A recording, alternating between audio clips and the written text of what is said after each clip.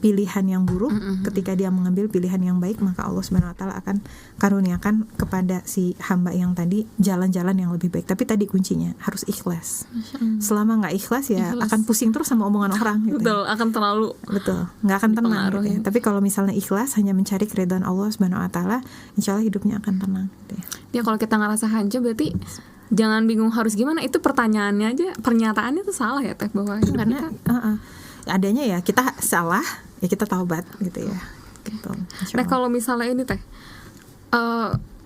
terkait sabar gitu, apa sih bedanya antara sabar terus pasrah dengan tawakal gitu? Apakah ketiga hal itu tuh?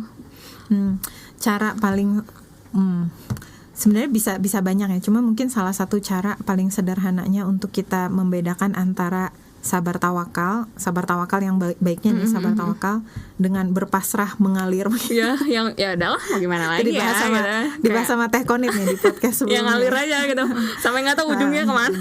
Nah, di dalam Islam tuh kita diajarkan untuk selalu punya tujuan ya.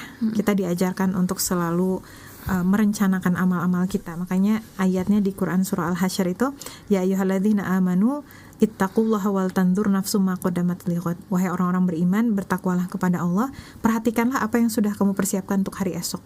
Ya, baik hari esok masa depan kita di dunia maupun di akhirat. Maka kita harus bikin planning, harus perencanaan.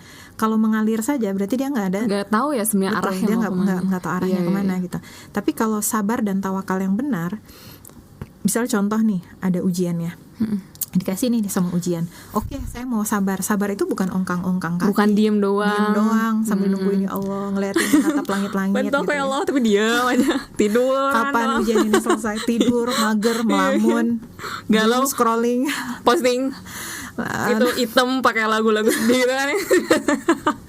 Aduh, sebenarnya. Enggak dong, kan banyak tuh di sekitar kita. Di TikTok sama Instagram ya. Ya sabar dan tawakal itu membutuhkan aksi nyata.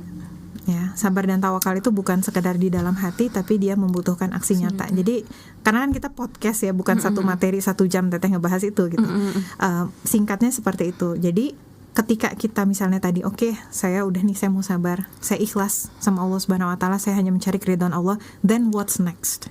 Berarti kita harus menyusun perubahan apa yang harus kita lakukan. Kayak tadi bilang, kembali kepada Allah. Kembali kepada Allah tuh gimana gitu ya. Jangan sampai kita bilangnya kembali kepada Allah Subhanahu wa taala tapi nggak ada langkah nyatanya tuh apa.